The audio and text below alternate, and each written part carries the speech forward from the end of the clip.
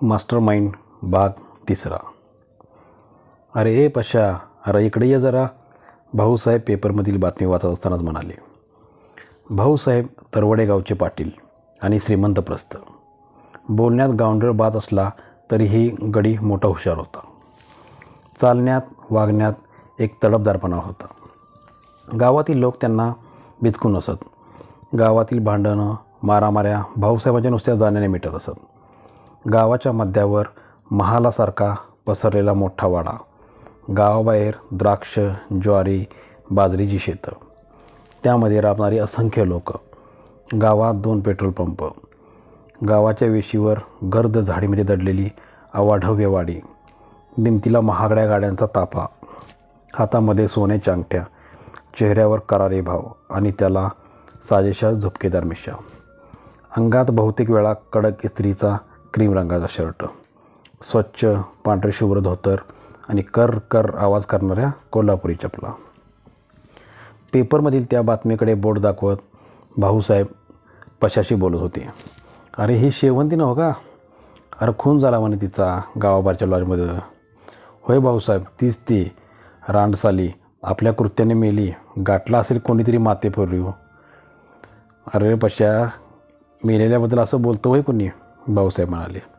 माफ करा भाऊसाहेब, पण ती होती तसली पोर. अख्खं गाव बोलते तसं. पशा मान खाली घालून बोलला. अरे असेल तशी ती, पण आता मुडदा झाली ना व. बरं थोड्या वेळानं गाडी काढ, आपल्याला तिच्या घराला जाऊन यायला हवं आणि नंतर पोलीस पाटलाला पण भेटून येऊ. काय होय जी, काढतो गाडी. सकाळी धुतली आहे बघा चकाचक. पशा वरांड्यातून पळत जाताना म्हणाला. भाऊसाहेबांनी ती बातमी वाचून काढली आणि मग समोर असलेला घातलेला गवती चहा फुरक्या मारत संपवला. भाऊसाहेब पोलीस स्टेशनमध्ये पोहोचले तेव्हा इन्स्पेक्टर पवार टेबलावर ठेवलेले पोस्टमॉर्टमचे रिपोर्ट्स वाचण्यात गुंग होते. भाऊसाहेबांना आतमध्ये येताना पाहून ते उठून उभे राहिले. अरे बसा बसा, तुम्ही कशाला उठताय? पोलीस स्टेशनच्या बसक्या दारातून वाकून येत भाऊसाहेब म्हणाले. अहो पोलीस महानिरीक्षण तुम्ही, तुमच्यासमोर आम्ही उभं राहायचं काय? अहो काय भाऊसाहेब थट्टा करताय आमची? अहो हे अख्खं गाव झुकते तुमच्या पुढे आणि आम्ही बसून राहायचं होय? या बसा. समोरच्या खुर्चीकडे हात दाखवत इन्स्पेक्टर पवार म्हणाले. पवार साहेब, पेपरमध्ये वाचलं बघा काल रात्रीपासून इथेच आहात की काय? भाऊसाहेब, नाही, काल पंचनामा संपवून घरी गेलो होतो. सकाळी लवकर आलो. इन्स्पेक्टर पवार म्हणाले. बरं, जरा काय झालं सांगता का सविस्तर? भाऊसाहेब म्हणाले. आपल्या झुपकेदार मिशांना पीळ देत म्हणाले. कसं आहे भाऊसाहेब, थोडं कॉन्फिडेन्शियल आहेत हे रिपोर्ट्स. पूर्ण तपास झाल्याशिवाय नाही सांगू शकत जास्त काही.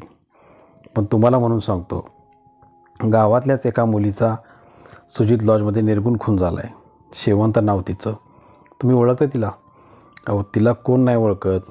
सर्व घरांचे बिचाने तिने गरम केलेत.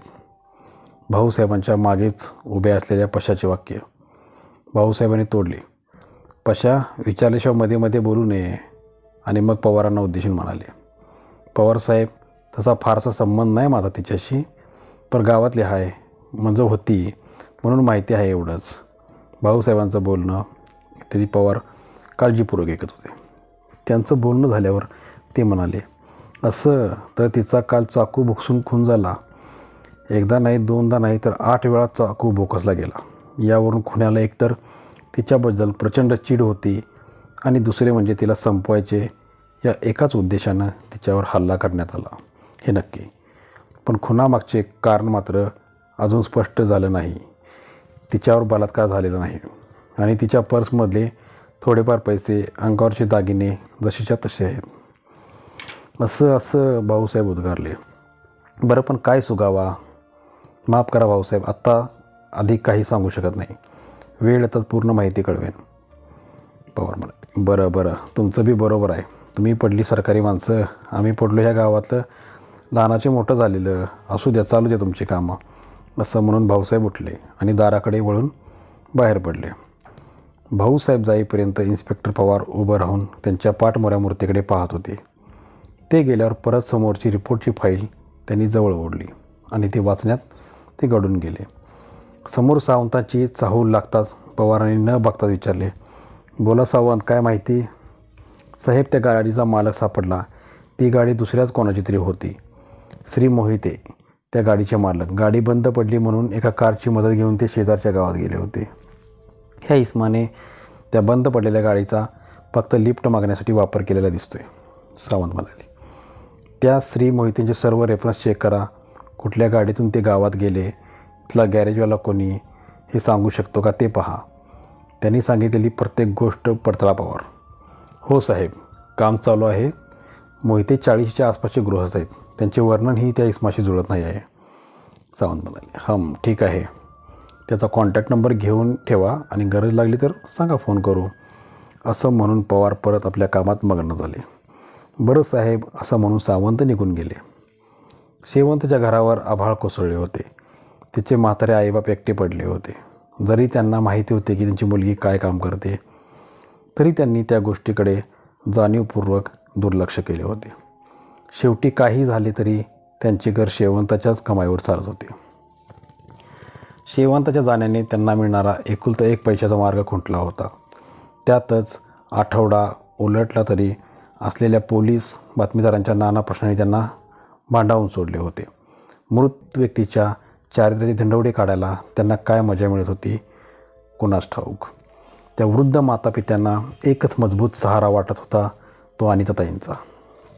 तिशीतल्या अनिताताई तरवडे गावातील समाजसेविका होत्या. लोकांच्या आडल्या खोपल्यांच्या मदतीला त्या सदैव धावून जात असत. यावेळी ही घटनाही त्याला अपवाद नव्हती. आपल्या समर्पक उत्तरांनी आणि चतुर संभाषण कौशल्याने त्यांनी बातमीदाराची तोंड बंद केली होती. त्या चालवत असलेल्या NGOमधून काही मदत निधी काढून त्यांनी शेवंतच्या आईवडिलांना काही प्रमाणात आर्थिक आधार देव केला होता. त्यांच्या जखमेवर हळूवार फुंकर मारली होती. अनिताताई, कसे आभार मानू तुमचे. खरंच तुम्ही नसत्या तर काय झाले असते आमचे. शेवंताच्या आई गहीवरून अनिताताईशी बोलत होत्या.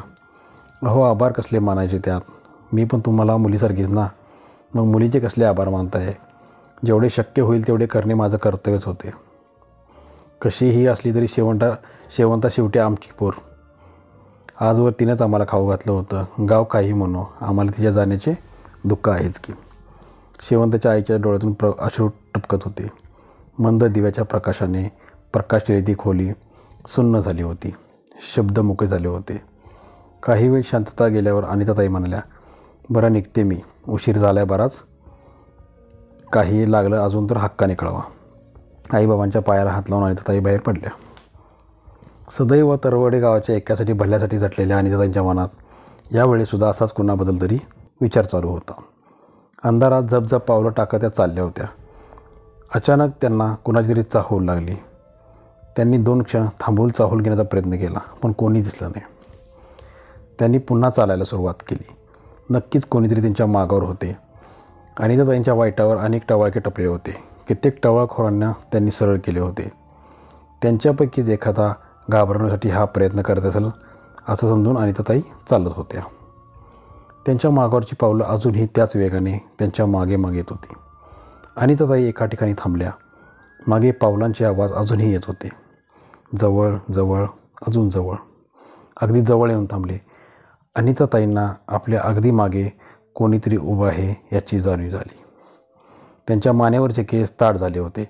पाठीचा मणका आकुंचला गेला. हृदयाची धडधड वाढली होती. शब्द घशातच अडकले होते. जोरात किंचाळण्यासाठी त्यांनी तोंड उघडले, पण त्यांची किंकाळी त्यांच्या घशातच विलीन झाली. त्यांच्या पाठीमागून एक भला मोठा सुरा आरपार झाला होता. त्या सूर्याचा थंडगार धारदार स्पर्श मणक्याला छेदत गेला. अनिताताई मागे वळल्या. समोरच्या व्यक्तीने तो सुरा बाहेर खेचला आणि पुन्हा एक जोरदार झटक्यासारखी पोटात खुपसला. खुपसतच राहिला आणि अनिताताई गतप्राण होऊन जमिनीवर कोसळला. क्रमशः या पुढील कथा आपल्याला पुढच्या भागात ऐकायला मिळेल. तरी आपले चॅनल मराठी स्टोरीला सबस्क्राईब केलं नसेल मित्रांनो तर सबस्क्राईब करा. धन्यवाद.